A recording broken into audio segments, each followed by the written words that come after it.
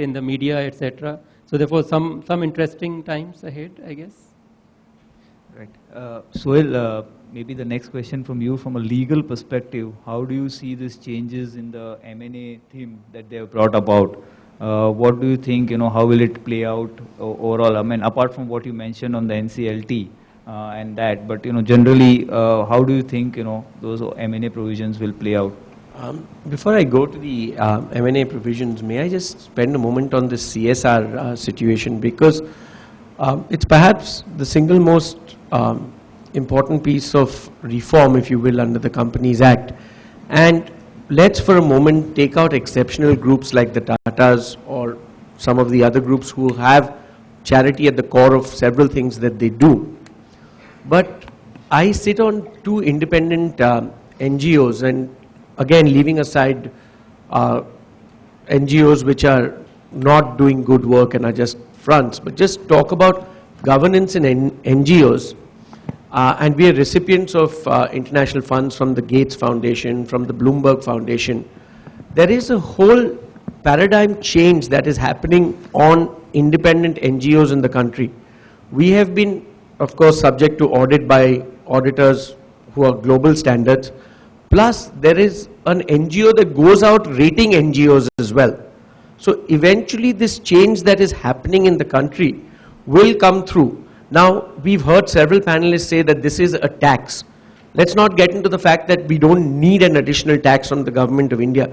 But assuming I were compelled to pay a tax, I would rather pay it in a manner that I know it is going to be applied for the benefit in my area. So to pick up the point that Pramod said, that you may be able to give money to UNICEF or World Health Organization who will look after tropical diseases, and the assumption is that tropical diseases will involve some aspect of India, because of course India is full of tropical diseases and there are 1 billion people over here.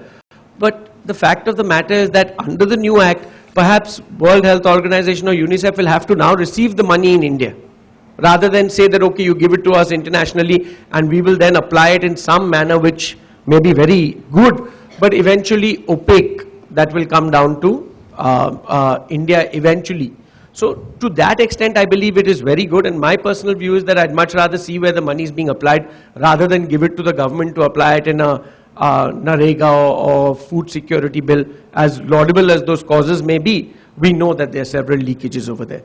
So to that extent, I think the CSR provision is good. Of course, I don't support another tax on enterprise or corporations in this country. The teething issues of how you calculate where the group is, those are transitory issues which I believe should be sorted out, but eventually it will be for the good of the local environment, because the money is being applied by people who are subject to scrutiny from your company directly, which the government is not.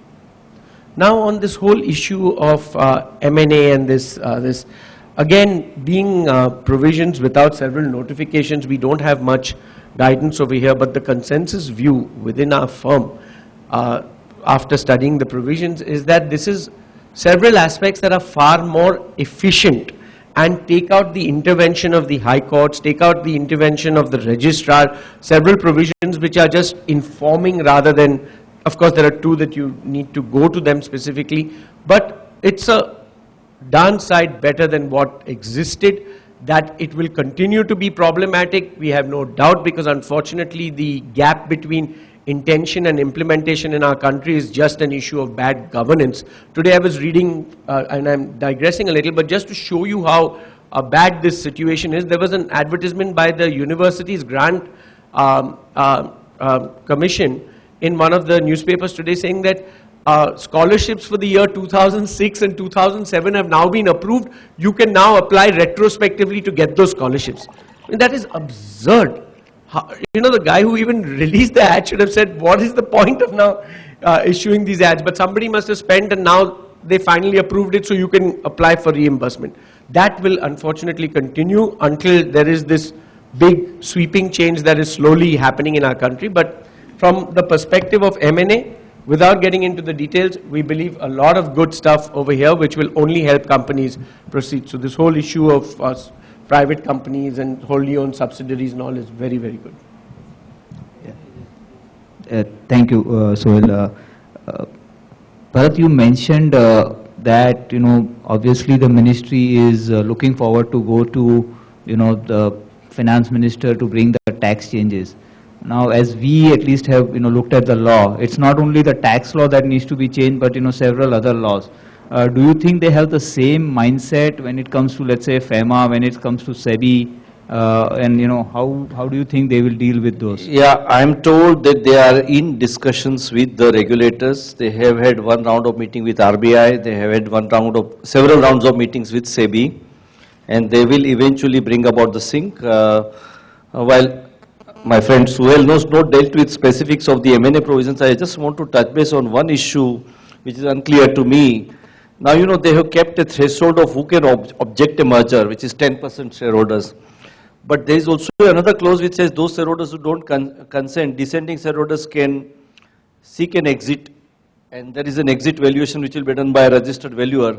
From the language employed in that particular clause, 232 and 234, it's not very clear to me, it's of today, whether only 10% guys can seek an exit, or even if I am holding 500 shares and I don't like a swap ratio, I can seek an exit.